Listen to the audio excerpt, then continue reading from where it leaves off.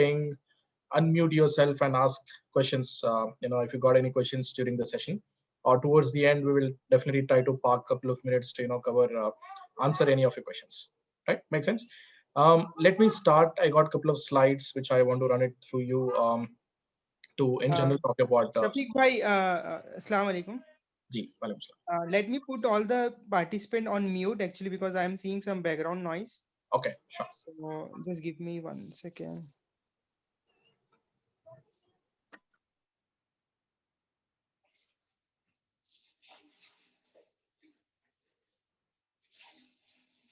Yes, Shafeeq bhai, you can get started.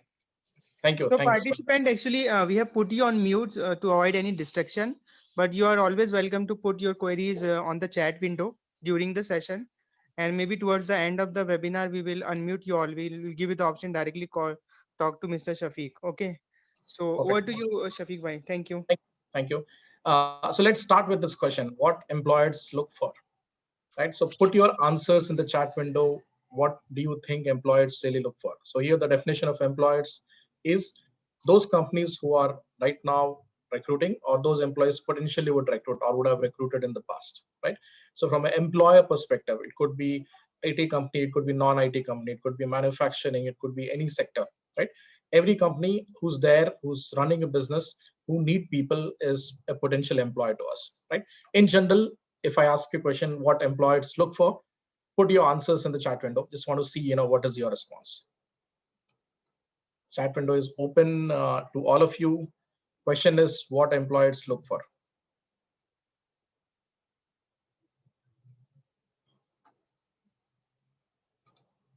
Perfect. Attitude and ability of learning new things. That's a good answer. Multi-skill, good, confident person. Yes. What else? Let's hear from everyone who's there on this call. Hardworking, great. What else? What do companies look for? Multitasking skills. Okay, good. Teamwork. Yes.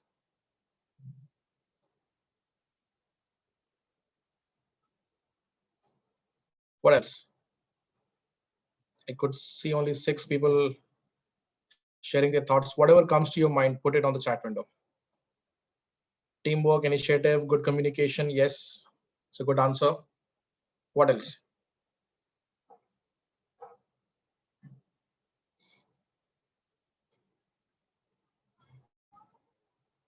Time management. Yes.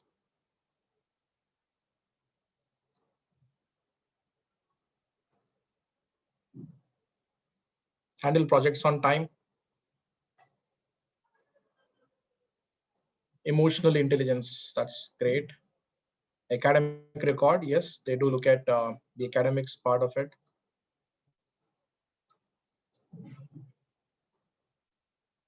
All right, I think most of you would have actually responded to this particular question. All of your answers are absolutely right. That's what we're going to cover, and most of you know what employees really look forward for. Optimistic attitude, innovation, automation skills, leadership. Awesome. Bang on. This all are the right answers. Let's get into the topic more in detail to really understand what is the employer perspective to look at from in a job seeker, right? So if you see in general, what are these employers, so-called companies of different types, are really doing in the current market? What is their objective?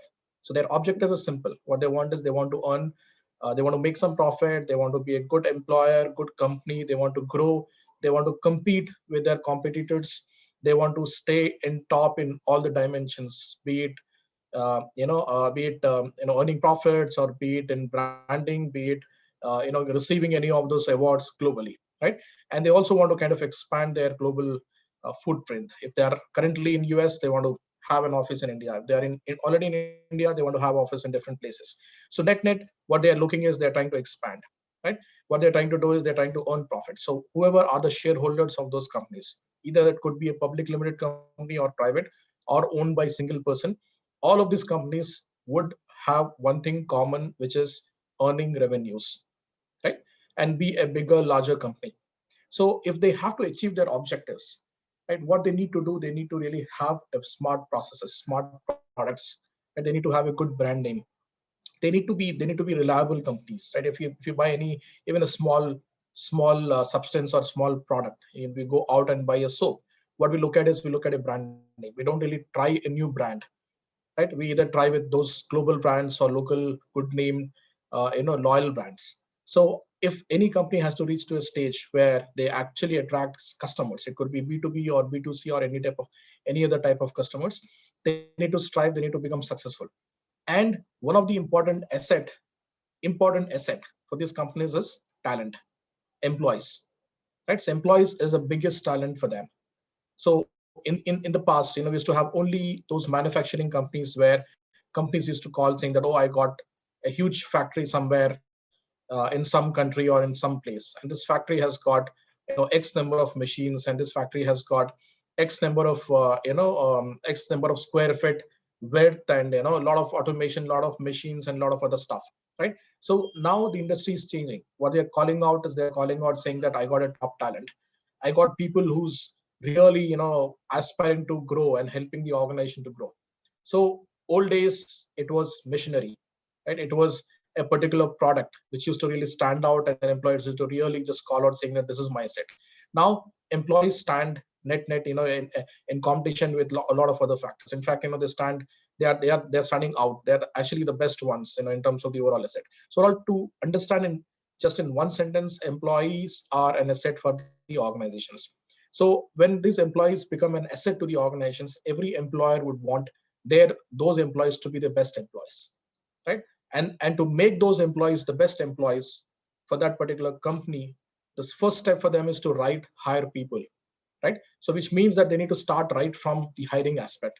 What they want is they want to hire people who are really strong employees, strong potential future employees. So what they look at is they look at a lot of different aspects, to make sure that they're hiring the right talent. So whenever I refer talent, this talent is a common word we use in the HR terminology. So this talent means the employees, right? So when employee wants to make their employees successful, so that they are successful, they want good candidates, strong candidates to join as the employees. So it starts with the hiring aspect. That's the hiring aspect is an important step.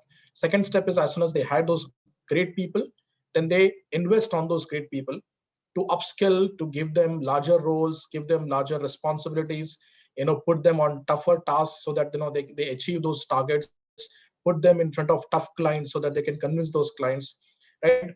Travel them across the globe so that they expand the operations. And finally, who's benefiting? It is employee who's benefiting by getting a lot of exposure, and employer is also benefiting because they are also learning, they're also growing, they're more important, they're earning more revenues, right? So indirectly, employee is benefiting himself as well as the employer, the company, as well as the employer's stakeholders. So that's how the equation works here. Now there are different aspects we look at the moment we say what employers look for. The companies who are hiring outside or who could potentially hire in future want to really look at in a candidate who's trying to find a job. If they want to, like, they got a new project to fulfill the project or to fulfill the customers clients demand, they want x number of people to be hired in x number of time. Say for 2020, x company wants to hire like 1,000 people, right? If they want to really hire 1,000 people, it's not an easy task, right? 1,000, it's not just 1,000 people, right? It's 1,000 good talented people. And if they want to really hire those talented people, they need to go around, find different avenues, find different opportunities, connect with many thousands of people so that they can select maybe 5,000 or 3,000 people. So normally the ratio when in terms of selection is they interview 10 people and they select one or two. Right? That's how it actually works. So what employers look for, the first and foremost thing is, can you do the job? The question what they have the moment an interviewer sits in front of you, and if he's spending time with you, trying to understand your skill set, trying to understand your background, one of the important question which is trying to answer for himself is, can you do the job, right? This can you do the job is again split into different type of skills, which I'll talk in the next slide. Second is, are you going to be the reasonably easy to work with? What is organization is nothing but it is a group of people, right? Group of people sitting at one place or at different places, and they are What they're doing, they are working for the organization, working for the common goal so that they can grow the organization. So the moment you say group of people, when you're sitting in a group of people, what you tend to do, you sit with a lot of friends, right? What you do, you chit chat, you talk to each other, you help each other, you understand each other, you kind of empathize each other. If there is any someone who's going through a tough time, someone is growing, so you congratulate that in particular individual, right? You spend time so that you kind of enjoy those moments.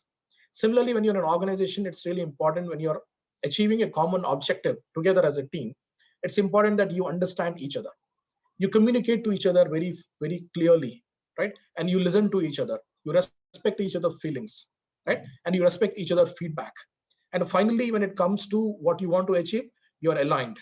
If I'm working in the same team, you're also working in the same team, my vision should not be different than yours, or your vision should not be different than mine, and our vision as a team should not be different than what organization wants us to achieve.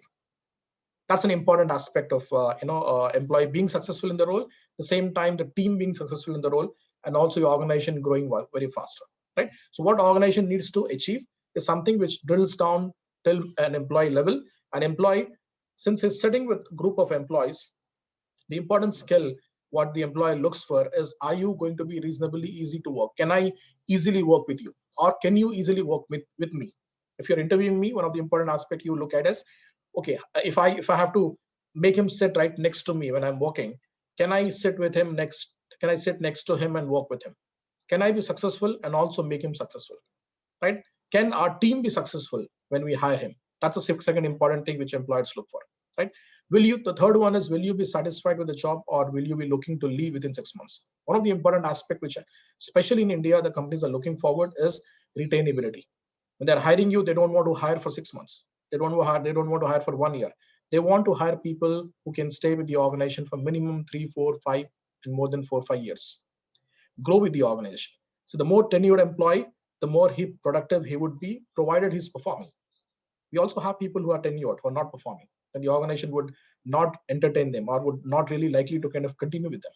But if you're performing, there is the best option for you to stay with the same organization, spend more time so that you explore multiple roles in different departments. You stay in one role for 2 years, then move on to a different role within the organization for another 2 years, and then you get promoted as a manager, get promoted as a VP. Next 10 years, like 10 years of your life, you're spending with an organization, and what you're achieving is achieving senior position, achieving lot amount of learnings, earning good salaries, getting that respect, right? Building trust with your fellow colleagues. This is what you achieve. So every organization would tend to hire someone who's got a commitment, who can stay with the organization for a longer time, not leave within 6 months. Right? How do you really convince them that you will stay with the organization for 6 months? Is how it depends on how you answer those questions. The questions which will be answered in that particular interview. Are you reasonably likable? Right? Reasonably likable is nothing but, are you accepted? Are you kind of considered to be inclusive? Are you really collaborating with people?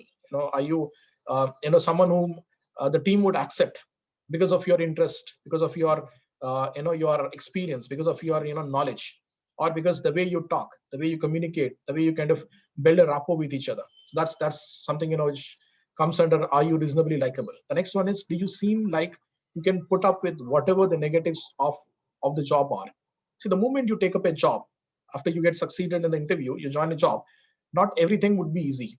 There'll be a good amount of trainings provided to you, right? They'll be like mentors, team leads, managers sitting right next to you, giving you required guidance, right? You will have enough tools, technology, systems to help you, right? But then still, at times you might actually find something very difficult in your job. Now, the moment you find that difficult thing in your job, will you run away, or will you kind of take that as a challenge? Will you take help of your seniors and then try to solve that particular tough issue, or will you just say that, okay, I don't know, and then you pass it on to someone else? This is another important aspect, which employers look forward for, because they don't want to hire someone who can just pass on those stuff which he cannot do it, and not show an intention to kind of learn the difficult part, or not withstand the negative or difficult situations in that particular role, right? So as life treats us, in life, we got good things, bad things. We start a day with a good mood, and end day maybe with a bad mood, but we see a lot of ups and downs. Similarly, in the job, you find this ups and downs. So how do you really react to those ups and downs is something which is really important. Will you fit in the company's culture? Every company has got something unique culture. right? And the company actually calls out saying that this is the culture we have got. Few companies calls out saying that, oh, we don't have any hierarchy, we collaborate. Collaboration is the culture there. Few companies say, oh, diversity is an important aspect for us. We respect diversity. We respect people coming from different backgrounds, right? And then similarly, you got companies who really are very strong on something called as ethics, right? Who really believe that, okay, someone who's really true to their role and who really, are kind of, not really deceiving or doing anything wrong. That's something we want as to be a company culture. So that they actually define the company culture in their own terms. And what they want is they want someone who's fitting that particular company's culture. The moment you fit company's culture, how do you fit? You got your own culture, you got your own values, and company also has got company's culture and values. The moment interviewers start asking you questions about your values and what you really believe in, if that matches to company culture, then they'll say that, okay, this is the right candidate, let's hire him. The next one is, do you have a strong work ethic? Ethics is really important, and we all understand what this ethics means. It is nothing but it is doing the right thing.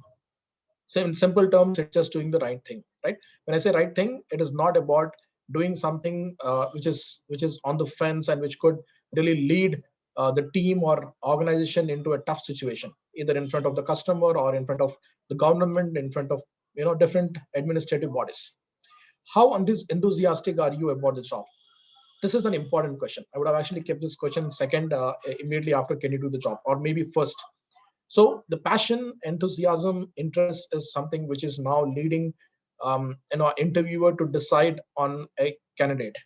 So the moment you find me that I'm not really enthusiastic, but I still got good amount of degrees, I got good amount of experience, but I'm going to be a perfect, good, strong candidate, but I'm not really enthusiastic. If you hire me, if I'm not enthusiastic, if I'm not really passionate about what I intend to do, and if you put me into a role, you're forcing me to play that role, and the moment you force me, I would not give my 100%.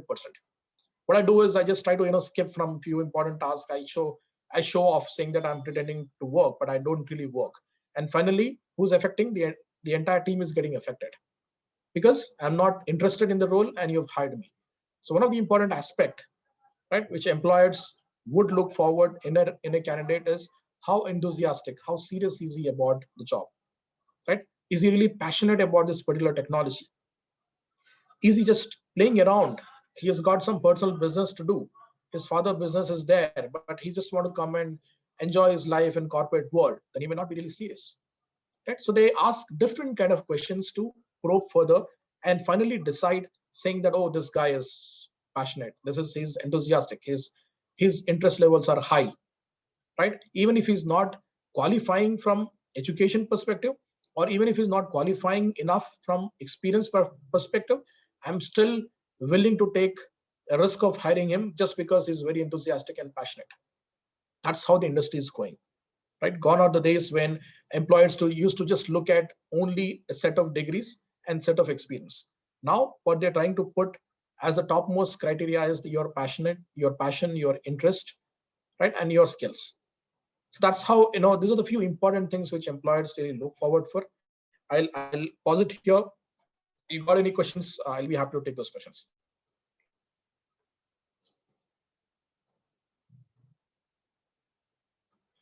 Unmute yourself, ask the question.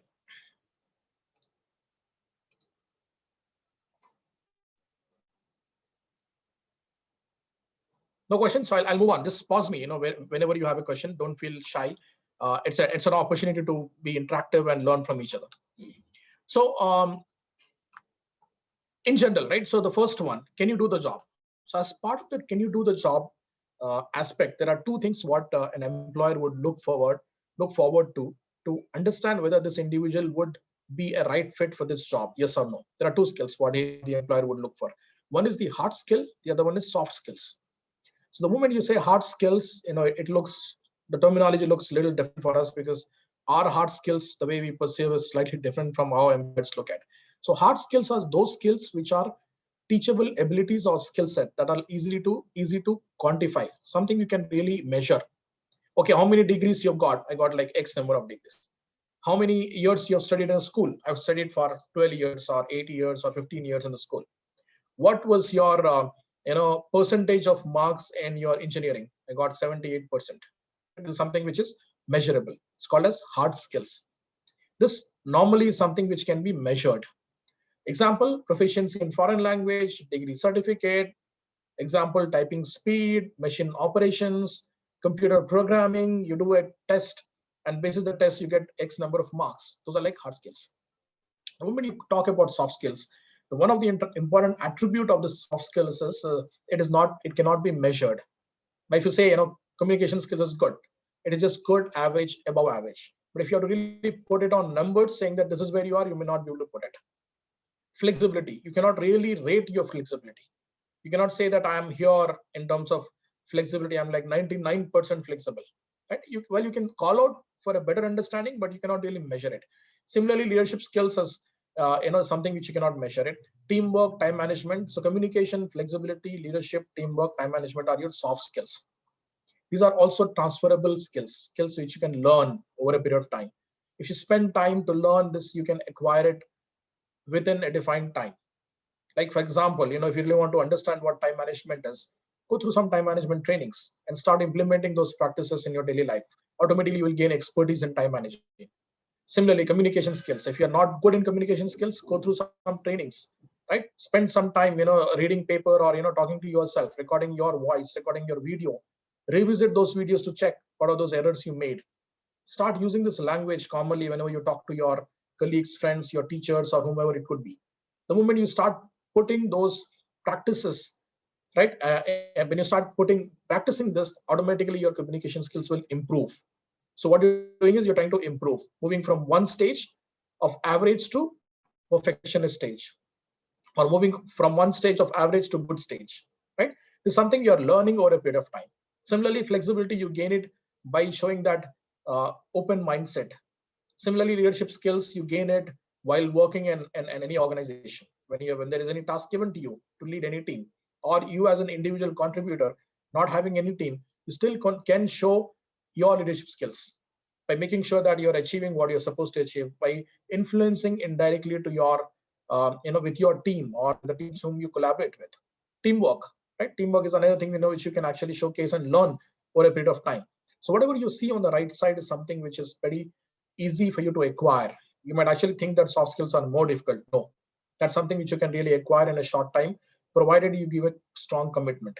Something you see on the left side, you still can achieve that and acquire it.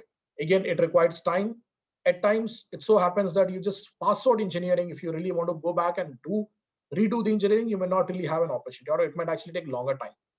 If you've just completed a certificate, you still have an option to go back and do one more certification. So both can be acquired in general, right? Normally, the way we look at is hard skills, we show a lot of importance, which is true. Hard skills are important. At the same time, soft skills are also equally important. At times, let me call this out, it is more important than hard skills. I might interview a candidate, right, who's really great, who's got 10 certifications, got a great typing speed, has understand machine language, understand the complete programming, but he fails in communication. Can I hire him? I might not hire him, because he's got the knowledge, he's got the skill set. But when it comes to working in a team, if he's not able to collaborate and communicate, then he might actually fail. And the moment he fails, he's failing the entire team. And if the entire team is failing, then obviously the entire organization will not be able to achieve the objective. So keep in mind that organizations wants to achieve their objective. What is their objective?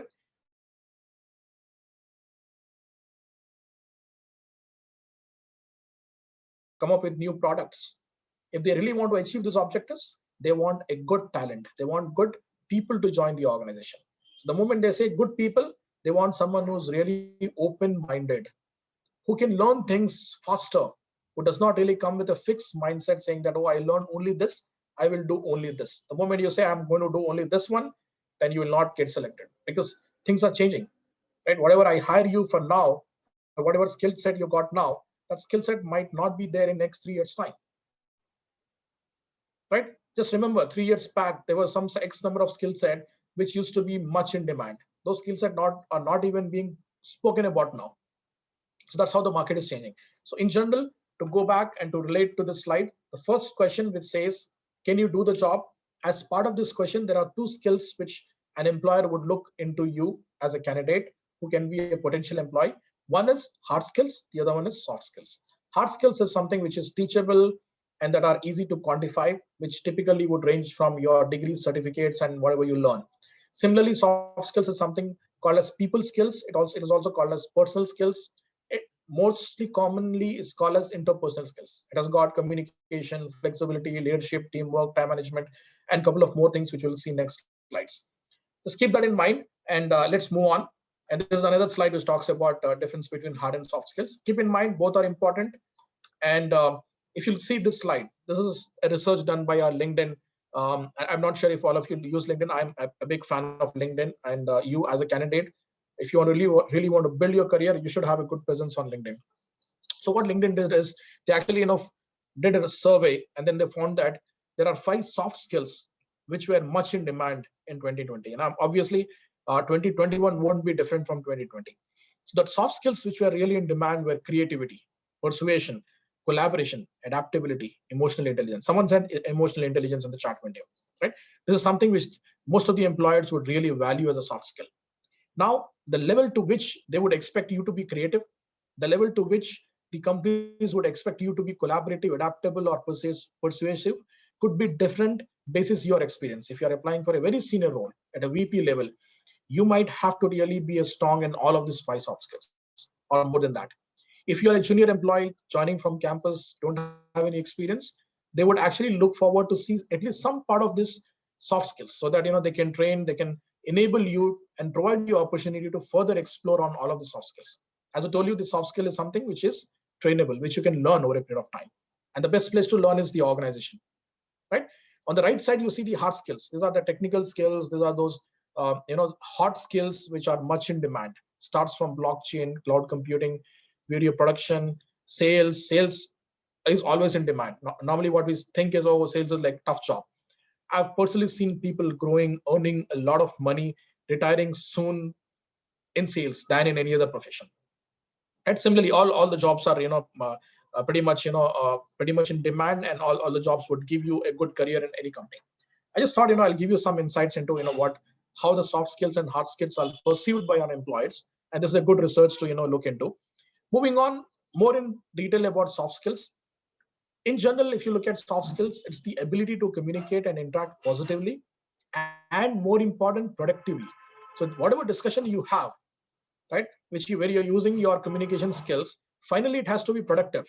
If you're just wasting time talking about something not really important, then it may not really serve the purpose of having good communication skills. So having good communication skills means, it also means that you are finally achieving what you want to drive, what you want to achieve, and you are reaching to a conclusion in a very short time. If when you're collaborating with people, you're working in a team of 10 people, and then if you're discussing about an important decision which has to be made at a team level, and if you're taking so much of time to decide, then probably there is some issue with your communication skills, right? So that's how it is considered here. Give me 1 second.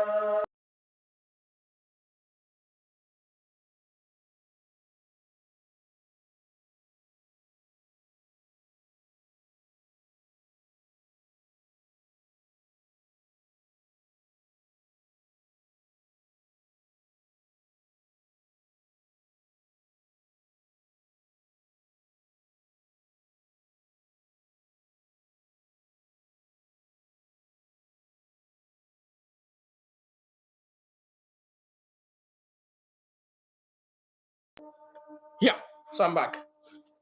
So we were talking about the communication aspect, right? So it has to be the ability to communicate and interact positively. It has to be positive for sure, a discussion, and it also needs to be productive. And the skill, the soft skill aspect, it could be communication, it could be flexibility, it could be your leadership skills, all develop as we age, right? If my communication skills would have been really pathetic 5 years or 10 years back, I would have made some progress by now. Similarly, as we age, as we get into senior roles within the organization, we keep on working on the skills, and the skills becomes very important as you grow up in the ladder, right? So, and this skills is something which at times not directly taught in the school. You learn this couple of the skills indirectly in the school. There are a few schools, no doubt, who actually emphasize a lot on the soft skills, which is actually a good thing now, which is happening in a lot of schools, right? It also relates to our attitude and outlook on life. So soft skills plays an important role in our personal relationships also. How we attend our parents, how we respond to them, right? How do we really treat our family members? These all are part of our soft skills. At times it is difficult to explain the soft skills aspect, but we easily recognize them. In general, if you really want to rate anyone, your friend, to check how good is he in soft skills, you may not be able to really do it, because as I told you, it's not really something you can really measure it on a scale. So these are the few different attributes of soft skills, and I'll continue our discussion on of giving some examples and something which is really important, which is considered to be a soft skills by a lot of employees. Examples of soft skills are being a good listener. It is not just about talking all the time. Now organizations are focusing a lot on listening. Unless you listen, you would not know what kind of problem the employee or your colleague is having. Unless you listen to your customer, you would not know how you can serve your customer better. So whenever an interviewer is asking you any question, if you don't show that you are a good listener, and if you are interrupting in between, you may interviewer may not really like it, because good listening skills is also part of your good soft skills. So listening skills you need to really develop. How do you develop listening skills?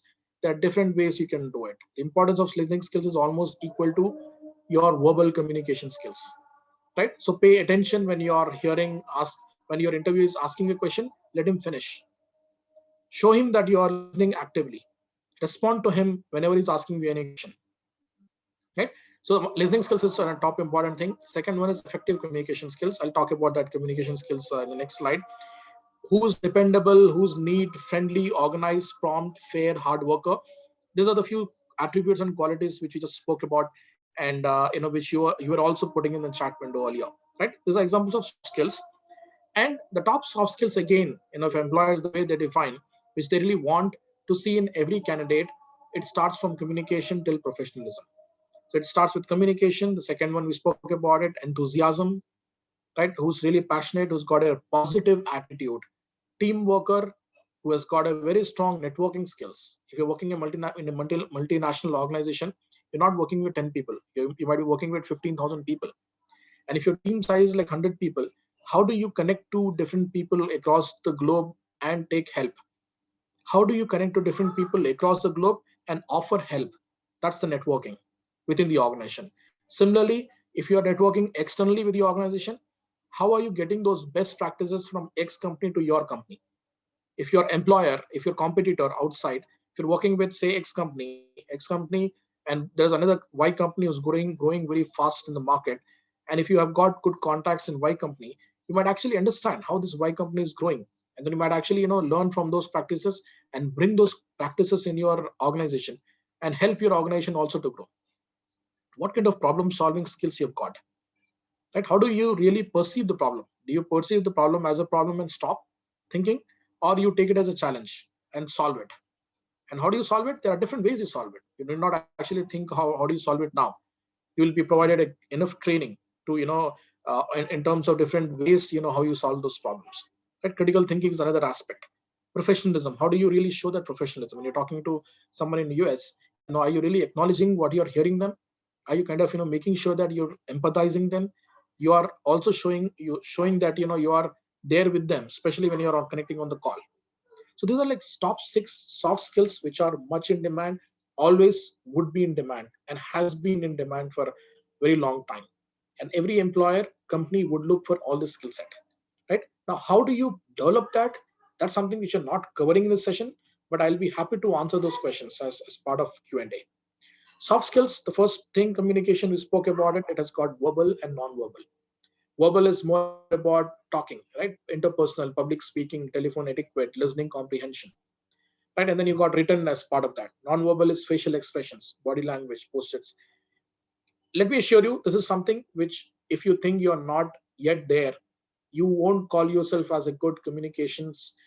You don't rate yourself good on communication skills. If you spend time, you will gain confidence. You will learn the skills. This is something which you can easily learn, provided if you got a commitment. And the moment you learn this, believe me, the moment you learn this, it becomes a lot more easier to interact with anyone, especially with the interviewer. And if you got like so many skill set, and you got so many things which you want to talk, and if you don't have communication skills, it is almost like not having any of the skills. Getting my point? So if you have communication skills, it becomes a lot more easier for you to talk about what you have done in your school, what have you achieved as part of your engineering, what kind of projects worked on. If you've done MBA, what kind of sales projects or other projects you have done. If not good in communication, you will not be able to really project yourself, sell yourself. This is an important aspect. Similarly, once you sell yourself by having good communication skills, and then if you get selected, you join, then you become a good team player, you become a good employee, because you have that knowledge, you got that passion, you got communication, and then you start interacting, learning from each other within the team. So that's how important it is. I'm sorry, I didn't see the chat window. Are there? Okay, right. So moving on, um, I've spent some time talking about this particular one, right? The enthusiasm and attitude. If you read this statement, which is highlighted in a different color, a candidate who can demonstrate a positive attitude and eagerness to tackle the job will have an advantage over one who displays an attitude viewed by the employer as a negative or disinterested. That's an important statement here. Try to spend time to understand this particular aspect, right? Which means that there are two employees, and out of these two employees, both are equally qualified, both has got enough degrees, both are working in the same team, right? Both are paid the same salary. If one shows more enthusiasm and more positive attitude, would tend to kind of grab more opportunities and would tend to solve more critical problems and would tend to get more often promoted and liked by their superiors. So enthusiasm and attitude is really important. So always carry that positive attitude wherever you go. And when the moment you sit in front of the interviewer, one of the important aspect what he will check is your positive attitude. He might actually throw a question saying that just talk about some difficult situation which you have encountered in your life, and he will say, how did you manage it? Right? It's a tough question, right? Then you'll have to go back, flashback, and say, okay, what are those difficult times I had in my life? Oh, okay, in intermediate, I failed in one subject because I had my house was full of my relatives when that exam was conducted. There was some marriage at my home. I had to kind of take care of my relatives. I couldn't spend time. And just give an example for you to better understand, how you're trying to show that positive attitude. So you give all those reasons saying that this is the reasons why you failed in one subject in intermediate, but you took it as a challenge. You will say that, oh, I took it as a challenge since I lost that opportunity. I failed in one subject. Next time I want to make sure that my marks overall does not get impacted. So I've spent extra time reading a subject.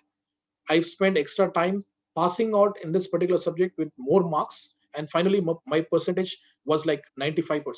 So what you did is you took that as a challenge, showed a positive attitude, and acted on it, and proved that you are successful by showing your marks. So overall, you are sharing a story where you initially had a challenge and you managed that challenge effectively. And similarly, you came out of the challenge by showing a positive attitude. And if I'm an interviewer, I would really love to kind of, see this kind of story from you and take it very positively, saying that, okay, this individual has got a positive attitude. He can try anything, whatever he want. If I put him on a tough task, once he joins the organization, he will strive. He will put all his efforts to come out of the situation and deliver whatever the customer or client wants. That's how I perceive the positive attitude aspect. That's how every interviewer or every company would perceive. Even if you are interviewing someone, if you happen to join some organization, this is something you will kind of appreciate it. At the same time, if you start saying that, oh, I had my relatives at home when I appeared for that exam, I could not pass out just because my relatives were there at home. I always dislike people kind of disturbing my schedule. I lost my opportunity. I couldn't do much. Again, I tried, but again, I got very less marks. Then this is, you're not showing positive attitude. What you're talking is, you're just talking in general, right? See the difference. The first statement and the second statement. In first statement, you showed you're passionate that you want to pass out. You showed your positive attitude. You spoke about your efforts. You spoke about your intentions, right? You spoke about the struggle you've gone through, and finally you showed the success also. Here what you're doing is you're just blaming some of your relatives, that, oh, relatives came at the wrong time. My parents also didn't allow me. I didn't had a separate room to read, and later I tried passing out with good marks, but I could not. So here not, you're not showing a positive attitude. So that's the difference you will find whenever you are sharing. So it again goes back to your communication skills. If you have good communication skills, then you will be able to articulate this in detail clearly, saying that this is what I had and this is what I could achieve, this is how I can manage it. So along with communication skills, enthusiasm, attitude matters a lot as part of your soft skills. Are you with me? So moving on, yeah, in a job interview, normally, kind of you smile, sit up straight, you make eye contacts to make sure that you are showing that enthusiasm and interest. If you're appearing for an interview, looking somewhere else, not showing, not showing interest or not paying attention, would eventually lead to saying that you're not having that positive attitude. You're not really enthusiastic about this particular job, and then interviewer would, instead of having good degrees, he will reject you, right? So the third aspect is teamwork. Teamwork involves building relationships and working with other people using number of important skills and habits, right? As I told you, organization is nothing but a group of people. So when you're actually working along with a group of people, the way you behave, right, the way you talk to them, the way you collaborate, the kind of relationship you build with them, it becomes a second home, right? And because you're spending most of your working hours, your hours at office or working with your colleagues, and if you're not building that relationship, you will not have any trust with anyone, then you will not be successful. So how you build that rapport and how you work with those people is really important. That's called as teamwork, right? Now working cooperatively, contributing with the ideas, there is any team member who's struggling with a problem, then what you do is you put in efforts to share a solution, a possible solution. Even if the solution is not an accurate solution, you still show efforts, you show your intentions of helping that particular team member, and the team member would appreciate that. Your team lead or manager also would appreciate, saying that you kind of go out of your way to support and help other people within the team. That's the teamwork. Now how do you show this teamwork in the interview? Depends from situation to situation. To give an example, in simple, if the interviewer is asking you, give me an example of where you have displayed to be a good team worker, right? Then go back and talk about, if you don't have an experience, if you're a fresher, say there is an X project which I was involved in, and there were like four other people who were also part of this particular project. And what I did is I made sure that this project team is coming together and talking to each other, sharing ideas. We have also distributed work to each other, and then we made sure that we are delivering our project on time. Right? So what you're talking is, you're talking about how did you work with that group of people in your college. Teamwork need not be only at work. Teamwork can also happen at college, also can happen at school, right? Especially if you are not experienced people, you don't have any experience, it is important that you have this kind of instances or activities which you would have done in the past, which you can relate to and talk about it. Even if you don't have that right now, there are different kind of volunteering activities which you can participate. Join CGC, right? Join Career Guidance Council. Then there you will find bunch of experience and highly intellectuals whom you can work with. And tomorrow, after 6 months or 3 months, when you sit in front of an interviewer, and if the interviewer asking you what kind of teamwork you did in the past, can you give me an example? Instead of showing your blank face because you didn't have any teamwork example in your school or college, you can just call out saying that I volunteered for CGC. So what I did was, as part of CGC core team or team which was driving activities, I used to make sure that I connect with all the volunteers regularly, and we used to share the task. We used to help each other. Here you're talking about teamwork, right? You don't have experience, go opt for any projects, right? Opt for any volunteering work, right? Even it could be a small. In US they form a lot of sports club, right? People give an example of sports club, will not believe. They would have applied for a engineering role or a designer role or a programming role, and you ask a question about teamwork, he is referring to what he did when he was part of that particular club, which is still good enough, because what interview wants is not what you're doing, how you're doing it, right? So that's how you have to answer the teamwork question when being asked in the interviewer. So teamwork becomes very important, especially for any organization, and every organization believes in collaboration. No organization wants their employees to sit in all the corners, do not talk to each other and work in their own space. No, that's not how organization will grow. That's not how organization operate. Every organization conducts different kind of teamwork activities, to make sure that the new employees, old employees kind of connect with each other, build a rapport, and achieve that common objective of the organization. That's how important the teamwork is, along with communication and other soft skills. Right. So the next one is networking. Right. Soft skills. The fourth aspect of soft skills is networking. Networking is really important as a job seeker, also as a professional. If you are at a job seeker stage where you're searching for a job, networking becomes a lot more important. Right. I cannot really emphasize how important it is to network as a job seeker. Right. So if you are exploring opportunities, jobs on two to three job sites versus you are building a network, I would say that building a network would be more profitable here.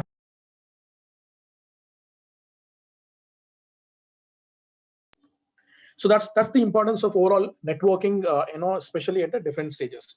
So as a job seeker, what you also do is, now that you got a lot of social networking opportunities, you tend to kind of explore those social networking opportunities to build a network. And network should be of someone which is really helpful to you. A network should not really waste your time, right? If you're chit chatting with friends and talking about something which is not really important for your career, right, it is, you are wasting time. Simply, you're not really building a network. The same time, you're trying to talk to your friends who are also looking for a job, who are also coming back and sharing their success stories, or talking about how they interviewed, how their experience was by getting interviewed by X company. They are sharing their experience, right? They are talking about how the interviews went. So you're learning from that conversation. So when you're learning from that conversation, your network is helping you to gain some knowledge and understand tomorrow if you want to appear for the same company, you are preparing yourself. So that's how your network will really help. Network will help you learn things. Network will help you experience things, right?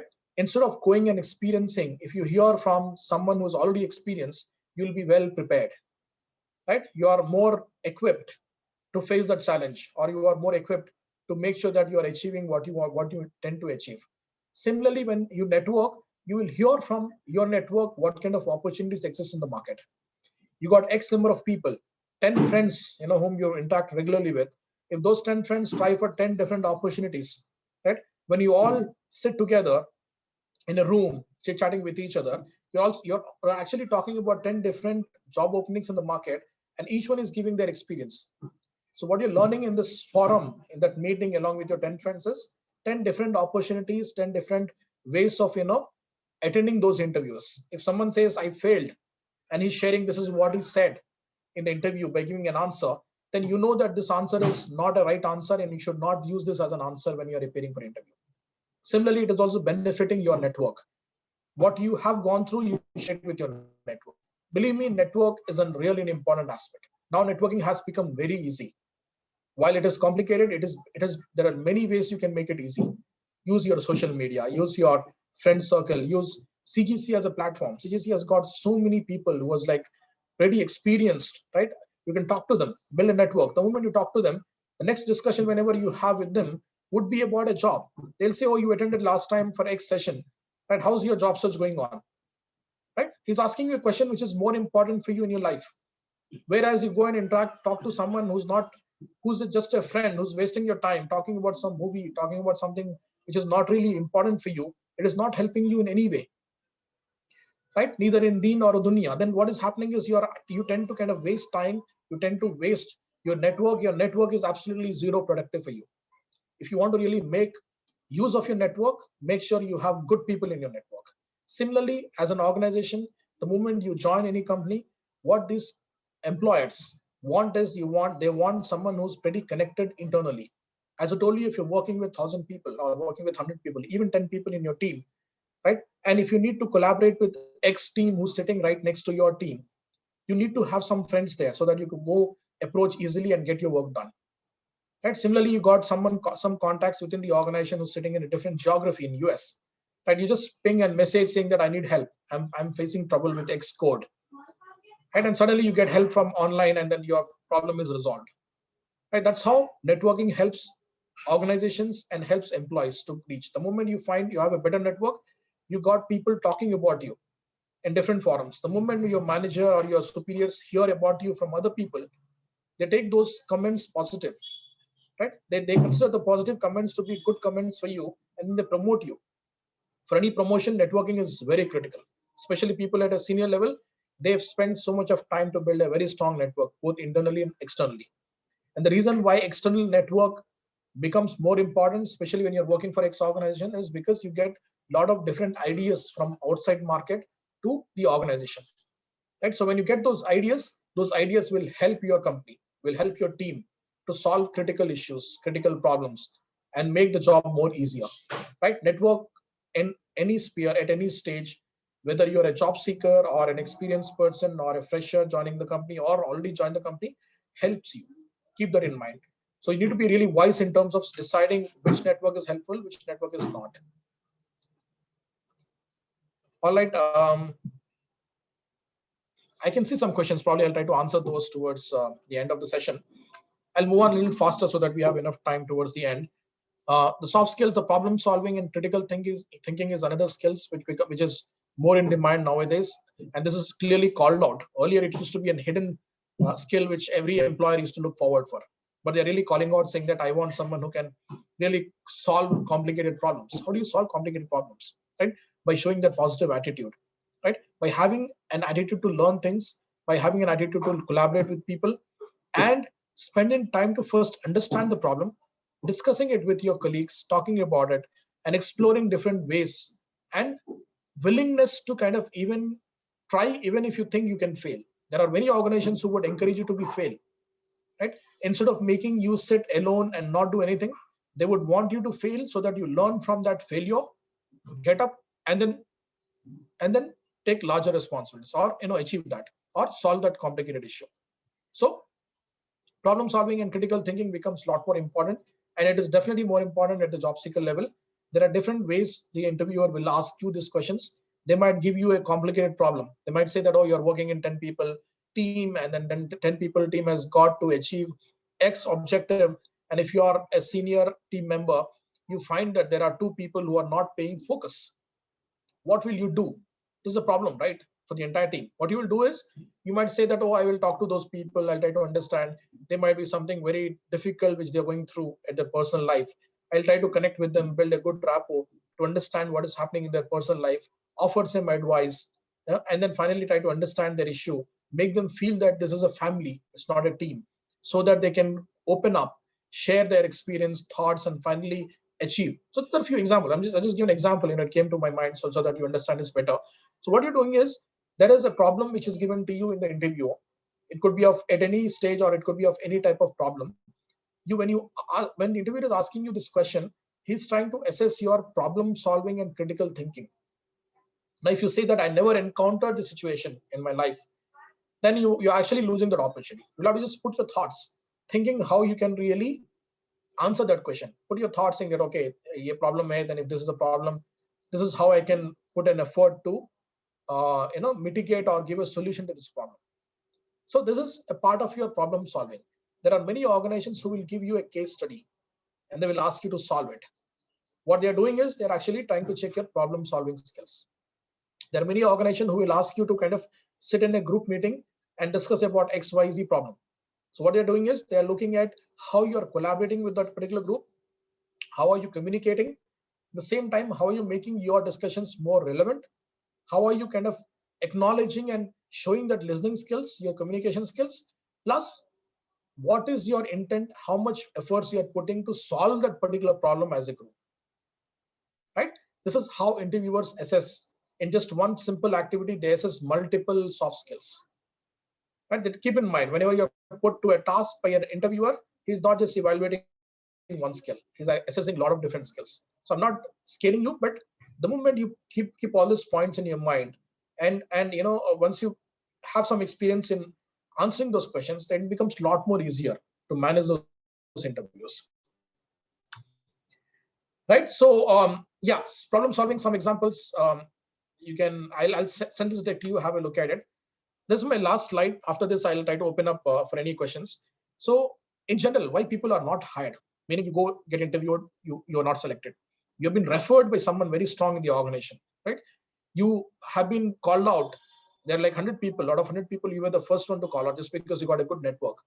But even then you fail because your poor personal appearance. The personal appearance could be of different types. right? The way you carry out yourself, the way your body posture is, the way you kind of dress, all those things are part of your personal appearance, right? Even your smile is part of your personal appearance. The next important one is inability to communicate clearly, poor voice and grammar, right?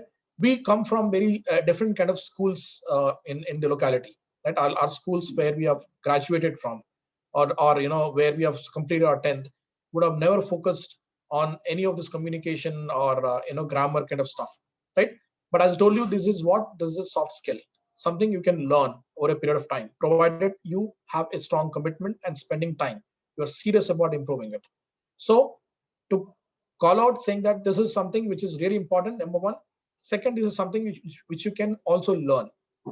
So just because you're not able to communicate clearly, properly, in spite of having so many years of experience, or in spite of having good record, right? When I say record, your percentages in your graduation is really great, but still you're not able to communicate, you'll fail in the interview. Lack of planning for a career, no purpose or goal. If someone asks you what you intend to do in next 5 years, he's not just asking the question just for the fun sake. He's not asking just because this is like general question in every interview. He's asking you to understand how serious are you about your career, right? What is your purpose in your life? What is your goal, right? If I'm a fresher, I might say that I want to start my I want to start my career in one good company. It can be a purpose, that could be a goal. In future, I want to gain a senior position. I want to learn X technology. I want to master that technology. I want to become a manager, right? In 10 years from now, I might want to actually start a new company. Still okay. I mean, you're talking about 10 years, and you know no one would stay in an organization for 10 years nowadays, right? So that way, that's how the important aspect of this question is: are you do you really have a plan, right? If you don't have a plan, if you're just blank when the interviewer asks you what is your career purpose and what is your goal, then the interviewer will think that, oh, this guy is never thought about his career, right? He never took his career seriously. If he has never taken his career so seriously, why would he take his job so serious? If I hire him, I don't know, tomorrow he might actually change something else, saying that, oh, I want to move on something else, I want to start something, join some other business, or move to Saudi or Middle East, or go somewhere else for studies, right? So lack of planning is a critical aspect which will be assessed almost in every interview. Whenever we do an interview assessment after talking to the candidate, one of the important aspect which comes is, okay, is he clear what he wants to achieve? Freshers may not really have a right answer, but the intention, but the details what they share would be enough. You might say that, I just graduated, I just completed my engineering, I'm still thinking about my career, but definitely in next couple of years time I want to be in one big organization at a senior level. You're still clear, right? But if you just generally say that, oh, I don't know, I might go to I might join my senior, my elder brother in Middle East, or I might actually go to Australia for further studies, or I'll spend some time with my family. So you're not clear. So the moment you show this in clarity, right, not showing any clarity in terms of what you intend to do as part of your career, you will not be selected. Lack of enthusiasm and confidence, right? Enthusiasm and confidence is gained only when you know what the job you're applying for, right? So the moment you have confidence, the moment you're prepared, the confidence would increase. The moment you're serious about what the role you're applying, automatically the enthusiasm, passion, and confidence all will show up together. It's really important. If I find someone who's high in grades, high in percentages, rock star in terms of his studies, but good in communication skills, he can really fluently talk in English, he's got a clear plan in career what he wants to achieve, but somewhere I find that he's not really passionate about this job, the job which I'm offering, or the technology which he will be doing as part of his regular work in the organization, I might not select him, because I don't want to waste his time or my time or the organization's time. I want to hire someone who's serious, who's really want to explore learning in a particular technology. If I'm interviewing for sales, and if the person is really great, good in sales, and if he does not have any enthusiasm or interest, no point in hiring, right? So you as an interviewer needs to show that you are passionate to apply for that particular role. If I'm interviewing for sales, show that enthusiasm in sales. How do you show that enthusiasm? By saying that, oh, I'm really passionate about sales. I always used to talk about sales in different forums. One of my one of my cousins is working in sale.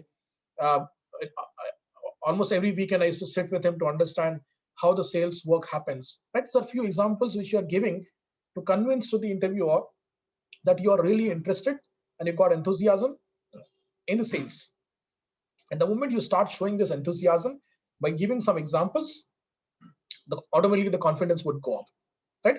An interviewer will find you that you are confident, you are clear, you're enthusiastic, you're passionate, you're interested for this role. Then even if you're not qualifying on other parameters, he might take a risk to hire you. And believe me, many organizations, many interviewers took a risk and they succeeded. They succeeded, and even the candidate has succeeded by developing their skills and being successful. Condemning past employers at times, the company you worked in the past, you talk something ill about it. Don't do that. Failure to look the interviewer in the eyes, something which is in general, which we don't intend to do, but don't do this whenever you're talking to an interviewer. Just try to maintain that eye contact so that you show that you are serious about that particular conversation. So keep in mind, any interviewer who's spending time with you, he is doing for his as a part of his job, right? He's not just doing it for the fun sake, and he's not just interviewing you. He would have actually interviewed thousands of people or hundreds of people, and his objective of interviewing you is to select you, not to reject you. You have to make the job of the interviewer more easy. Understand what he wants to ask. Even before he asks, try to provide that information. Understand his mindset. Even before he asks you the follow-up question, as part of your initial answer, try to cover that aspect. Make his job more easier so that he can select you faster in a short time. The reason why interviews go for a longer time, for almost 1.5 hours, is because he's not clear whether to hire you or not. And if he's sitting on fence, he's not clear, he will try to spend more time. His intention is to not to reject you, to select you. But if you give enough evidence that you're not a right fit, then he will close the discussion interview within 5 minutes. The moment you start talking, oh, okay, tell me about yourself, you say, okay, my name is Shafeeq. I just completed my MBA. I am not clear. I want to do a job in sales. I'm also interested in finance. I think I will probably go with engineering. I will learn some technology. See, opened up the discussion with the interviewer. You're talking about yourself. You're not clear what you want to achieve in your career, and you're sounding so demotivated. You're not showing that confidence. 5 minutes is enough for the interviewer to reject you. He would rather spend more time with other qualified, more enthusiastic, more passionate people than you. So interview is a big thing, right? You have to make that day, that 1 hour which you're interacting with the interviewer, to be the best in your life. And how do you make that best? By preparing for it. How do you prepare for it? By attending this kind of sessions, taking back the content you learn and put it to practice. Right? This is how you prepare. And the moment you prepare, you automatically show confidence. You gain knowledge. Right? These are a few things which I thought I'll cover as part of my presentation. So what I'll do is I'll stop it here and open it for any questions. Unmute yourself. Don't put it on chat window. Let's make it more interactive. We've got 5 minutes to close. We can probably take 2 to 3 questions.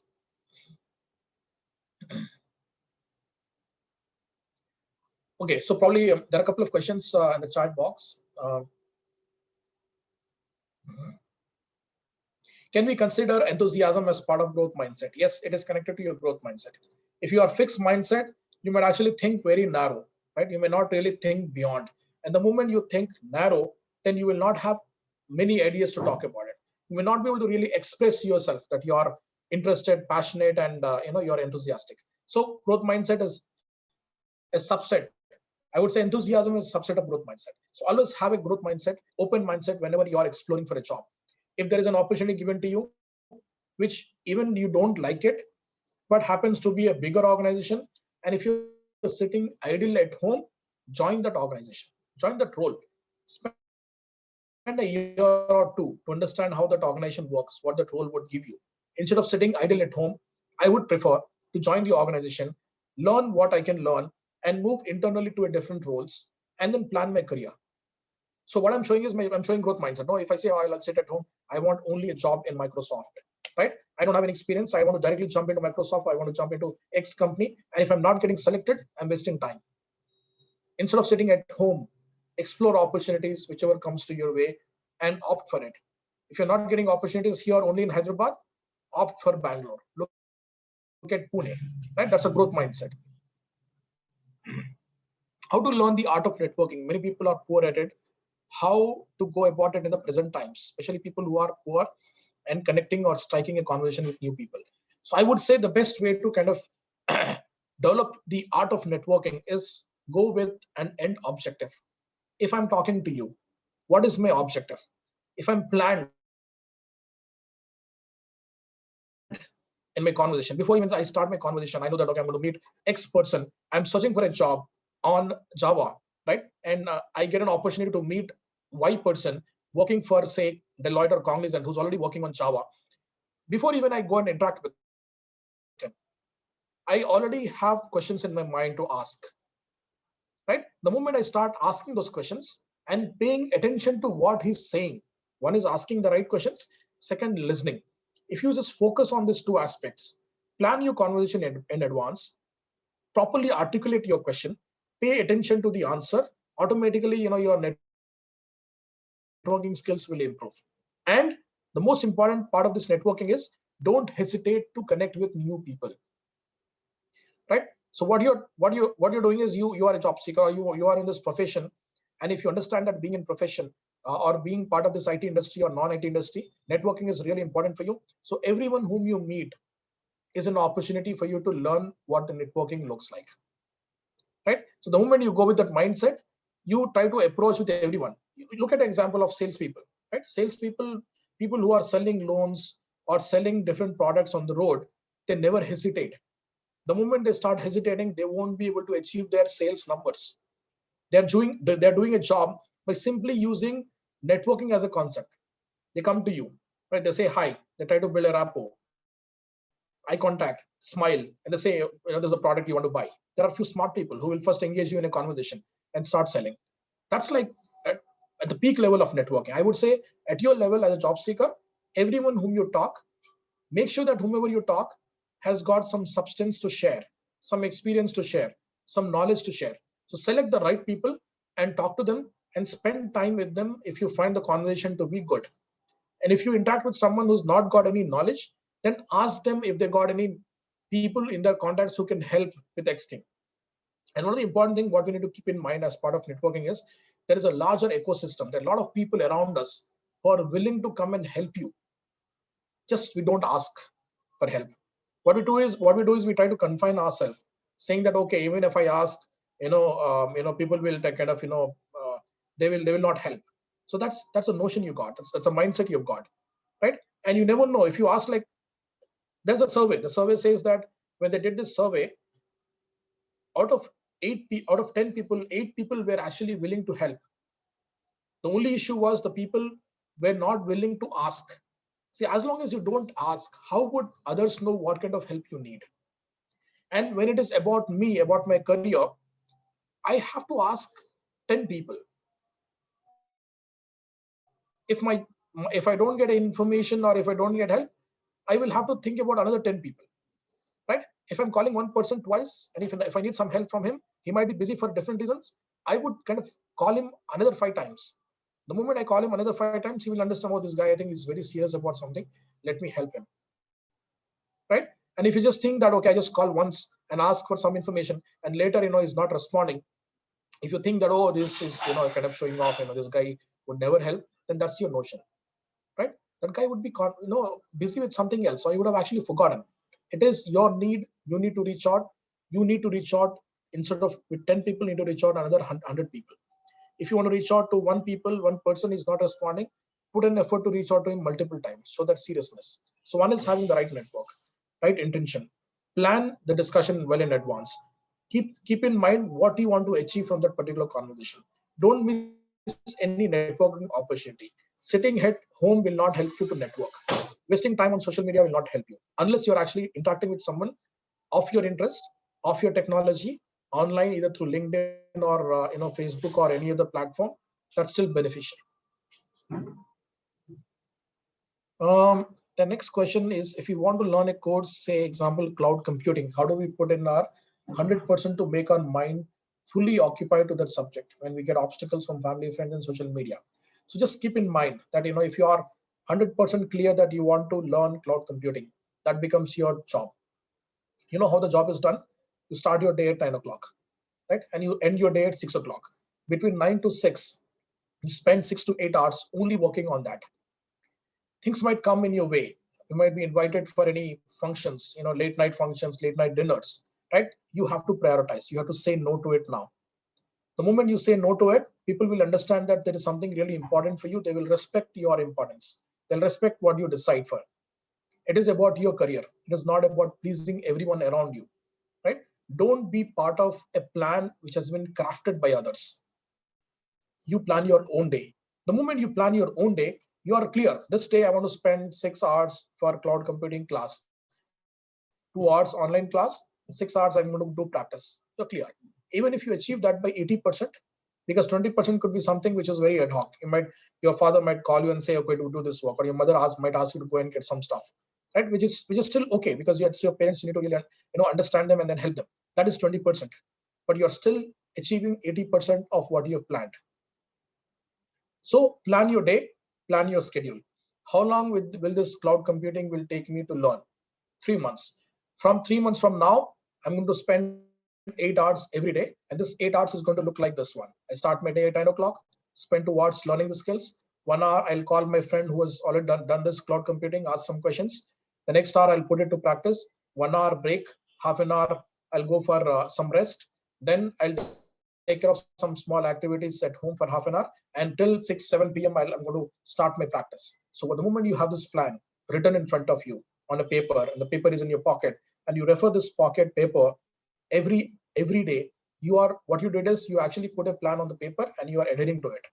Even 80% you achieve, you will achieve what you intend to achieve in that 3 months time.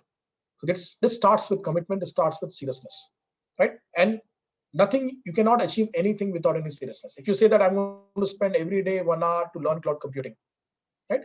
This is overall 80% of your day is focused on something else. 10% or 20% you're focusing on cloud computing. The way you're focusing, that's how you will achieve it. You may take about 6 months to learn that course, or in between you might lose interest and drop off, right? So if you want to drop off, then 1 2 hours is the good thing. If you want to really achieve what you want to achieve, learn cloud computing full day. Job search, this is what I often say to every job seeker. Your job search is a full day job, right? You start your days from at 9 o'clock and your day at 6 o'clock, and you plan many activities from 9 to 6, and all of those activities are in line with what you want to achieve, which is a job search. Every day you put an effort to move closer to the job hunting, right? You make some progress. And if you fail in 2 interviews today, tomorrow you will not fail in two, you might actually fail only in one, right? You are getting closer to achieve that particular job. And you also kind of see what kind of progress you are making. Wherever you're not making progress, then you'll have to relook at your plan and relook at what you further needs to learn so that you get closer to job search. Is having heard or being fat or similar appearance may have negative impact due to poor personal appearance, or people with long beard defend that in an interview? So your appearance, it could be you are fat, it could be you're black, it could be you have a full beard, or you could be something else. It's not about your appearance. With whatever appearance you've got, right? How pleasing are you? Right? There are different ways you can please people, right?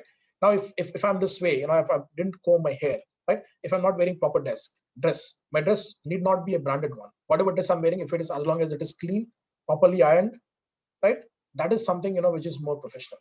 That is more appealing as an appearance. You need not have you need not be really colorful. You not have a branded shirts, right? It's not about not having beard. You can have beard. I've seen many people who have built their career, reached to the top level, having the beard, right? So those are like inhibitions. Just put it secondary. That does not really matter. What companies want is the talent. If you are an extraordinary talent, they will hardly look into all of these aspects. So focus on building a skill. Focus on one particular skill which can help you, grow in that career. You can change the skill as you grow up, but learning too many things you'll be on top of everything. You'll not go in deeper, right? Instead of learning Java, AI, ML, or whatever it is, I would rather focus on one. Just spend time on one technology, spend all 8 hours, full focus on that one, right? That may take little more extra time for me to find a job, but whichever job I find, I'll find the best job. So focus on the skill building. Your topmost priority is to Build both hard skill and the soft skill. Soft skill is more about how you communicate with whatever beard you got, whatever appearance you got. Make sure your appearance is more appealing by by by trying to be more professional in your approach. Even the way you talk, you use your hands, you smile. Even this is part of your appearance aspect. How to deal with tell me about yourself in best way. So structure your conversation. The moment, see, the reason why tell me about yourself question is asked is to break the ice, make it easy for you, so that whenever you talk about yourself, that is supposed to be one of the easiest question to answer, right? If someone asks me talk about say X person in some country, I may not be able to talk about that person, but the moment I talk about myself, I will feel happy. I will have more details about myself to talk, and it will kind of also break the ice between the interviewer and me. And interviewer also will get to know me better in the first instance with the first answer itself. Now the problem with all the job seekers, including me when I was searching for a job, was we don't know about ourselves, right? So it's important to kind of brand yourself. Think about what is your strength. Think about what is your opportunities wherein to improve. What you did in the past. What were your success stories? Your success stories in the past need not be a big one. It need not be always a first rank at a state level or a city level. Even if you have participated in a small competition out of 10 people, if you stood out, got a rank, got a certificate, that's a good story for you. That's a big story for you, for your personal life.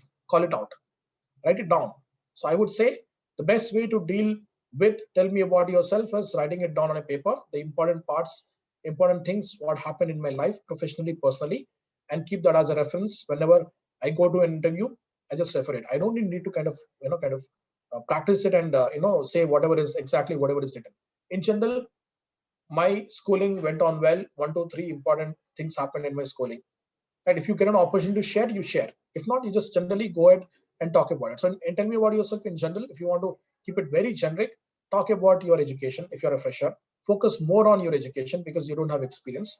When you're talking more about your education, talk about those events you participated at school level. If you were a school captain, talk about it. Just call out. If you participated in any of the key sessions or seminars which are related to the job you are searching for, say, oh, I've attended X seminar at Y college in 2019, and this helped me to learn some new things. Right? Those all things can be included, and wherever the interviewer wants to deep dive, he'll stop you there. Okay, just hold on. You said you attended seminar on Microsoft technologies in 2019. Can you share more information about this? Then you are actually driving the discussion with the interviewer. Then what you will do is, oh yeah, in 2019 March, I was invited. One of my friend told me that there is this Microsoft seminar. He said it will be very helpful. So I went and attended. I met with like X number of people in that seminar. I learned that Microsoft was launching XYZ product. Right. So you are making the discussion more enriching. Right. It is like more productive. Your interviewer also is learning something from your discussion. So whenever you talk about yourself, talk which is more relevant for him, more relevant for the job, so that it becomes a lot more easier for the interviewer to deep dive and drill down.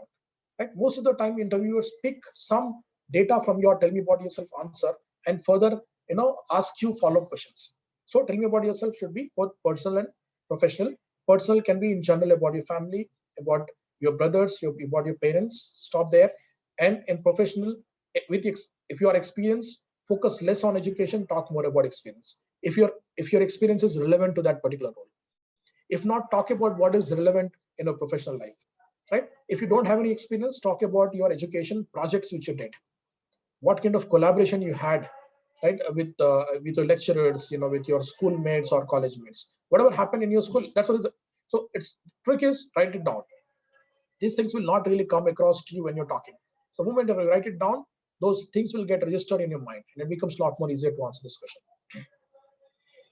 Is having okay, I think it's already answered. Is somebody has lost job in present times, so next interview opportunity comes after a gap, or in general there is gap between a last job. How to justify? Be honest, right? If I lost a job and the like 6 months gap, and after 6 months I have been called for an interview, if interviewer asks me, what did you do last 6 months? Say the last 6 months I learned X skills. Right? Last 6 months I went to my hometown to help my father. Last 6 months I spent time trying to upskill myself. Right? There were personal things which I need to address. I'm done with my personal things. Now I'm back. I'm willing to spend more time finding a job and working with a larger company. right? Instead of saying, oh, I worked in X company. The moment you say I worked in X company, then he will start asking you what the company was doing, what was the role. He'll ask you about the technology. He'll ask you about that particular job. You will not be able to answer. And more important, you're lying to him, and you're lying to yourself. And more important, you're actually going to get a job basis some lies, which is not good, right? So be honest, be open, and your honesty, your openness will help only when you actually would have utilized that gap for a productive purpose. If you wasted that gap, then you're actually lost good amount of time, right? So just be honest, and when the moment you're honest, also justify saying that you are willing to kind of say, for example, in this if the question is asked, what did you do in last 6 months time, I would say, I was, if this is what I did in reality, I was just sitting at home. I initially i was not clear what to do. I was just trying to understand the job market. I've attended some training sessions through CGC or XYZ platform. I developed some good network. Finally, with the help of a couple of people from my network, I found that there is like good amount of opportunities in Hyderabad, and I also got to know that your company is hiring.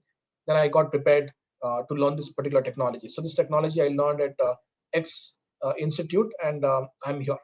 Right? You're honest. Be honest. Right? Whatever you put it in a structured way, and be honest. There's a particular tenure to work for a one company. How frequently we need to change the company? If package is okay and growing consistently, still need to change the job for growth. See, as long as you're happy. So don't chase money. So the moment you start chasing money, then you will lose a lot more opportunities, right? Money will come to you at any cost. The moment you're focusing on your career, if you start focusing on your career, money is bound to come along with you. Keep in mind, this is something which was shared by someone who's very senior. He said, what you earn, actually, what you really earn and save is something which you earn in the last 10 years of your career, not at the time of launching your career. So when you're launching a career, money should be the last option, right? And the moment as you grow in the organization, automatically money will be good.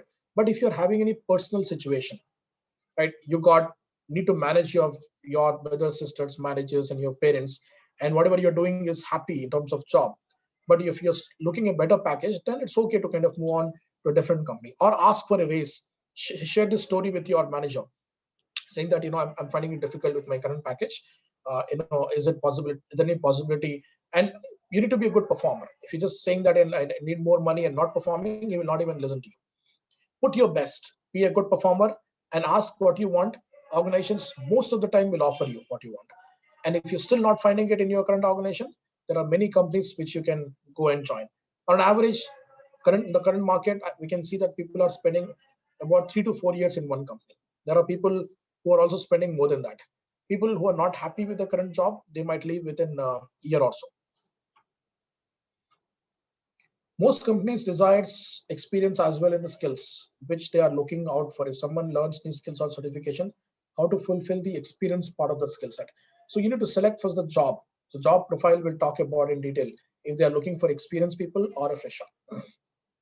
My answer to you is, you need to see, job searching is not really ad hoc. It is a project.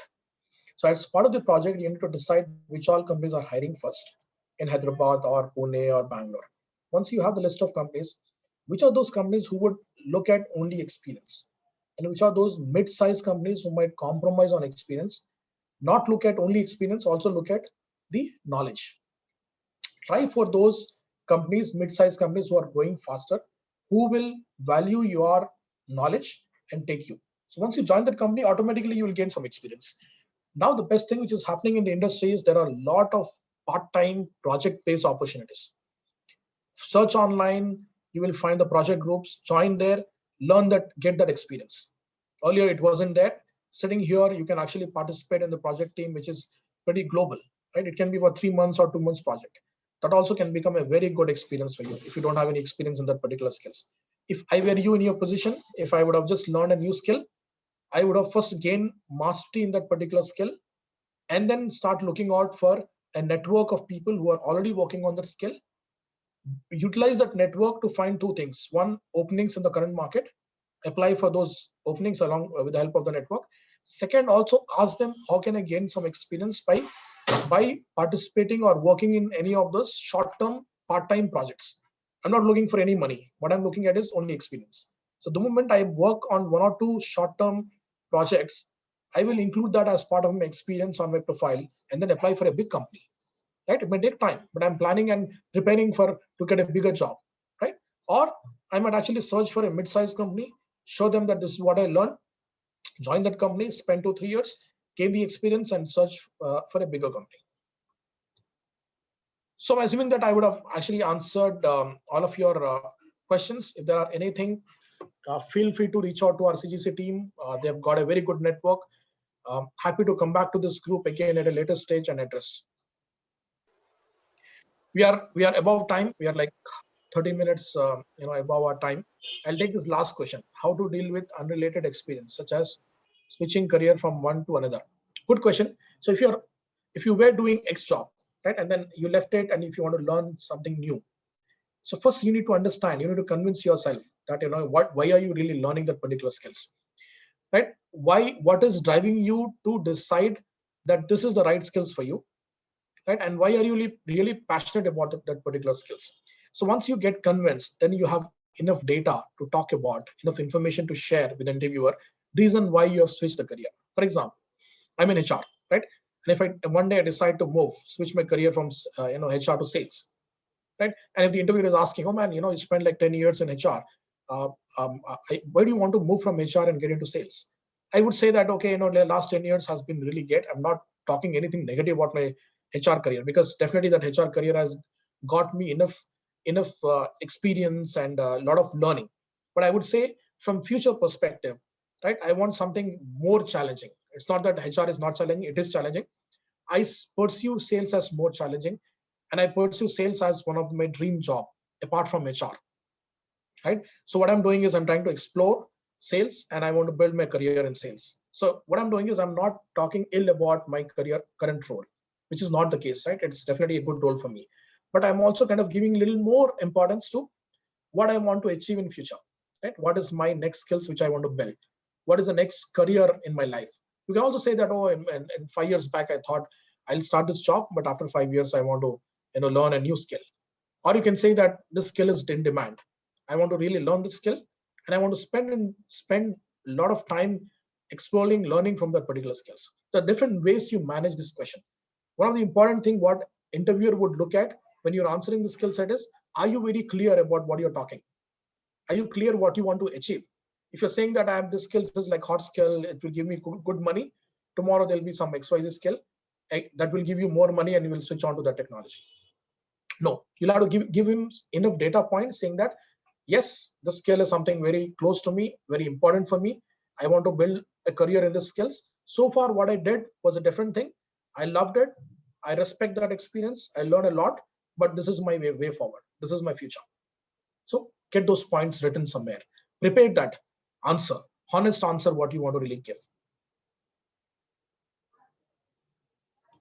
All right, last question. I have 10 years of experience in Genpact HSBC. I'm being told in interviews that I have over experience and age above 30 years. I'm not qualifying for the interview. So you might be trying for a junior roles, right? If you're trying for entry level roles with 10 years experience, they may not select you.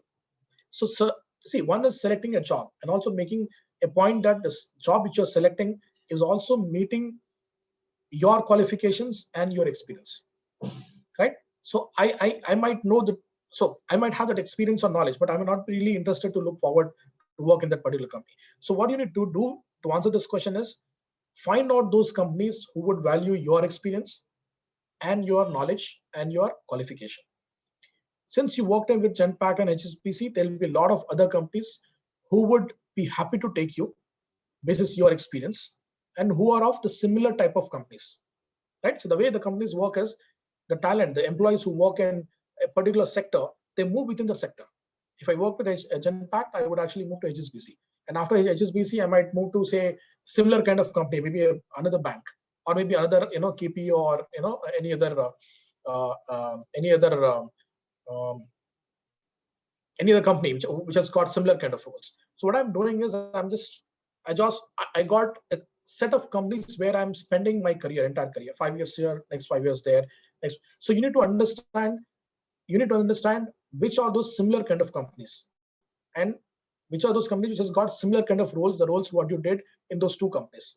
The moment you find those couple of companies, and if you find that there are roles in those companies, apply for the role which is more senior, so that they respect your experience and do not really care about your age. No company would really question you about your age. Right? There might be some internal stuff which they want to have to look at it, especially if you're applying for a fresher role.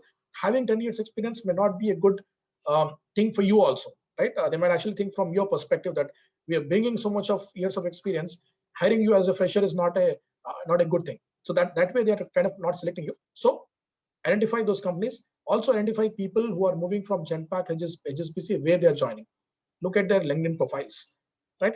And then chase those companies, find the opportunities in those companies. And overall, if you're not able to find, learn a new skills, right? That's my suggestion. All right, this is my last. This was my last question. Thank you so much for your time. If you have any further questions, feel free to reach out to our CGC team, and CGC team does connect these kind of sessions every Sunday. Keep that in mind. So with that, I say thank you for your time, and all the best with your careers.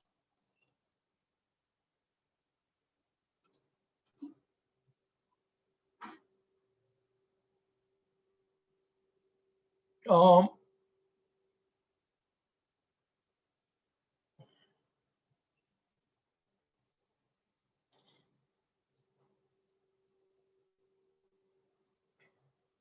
CGC team, any closing comments? You want to close the call meeting? Okay, you want.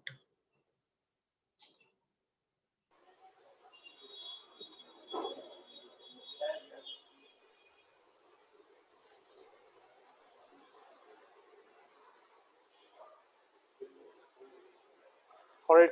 Thank you so much, Shafeeq bhai. Wahid here from CGC. It's very pleasure to hear you after a long time, and I'm seeing you. It's kind of a blessing for us. Thank you so much for joining the team back. It is really a great experience listening to you, like your experience of talking on the session. Alhamdulillah. The session was live on Facebook as well. I hope the more people will watch later on, and I'm going to upload the same video on YouTube as well, CGC channel.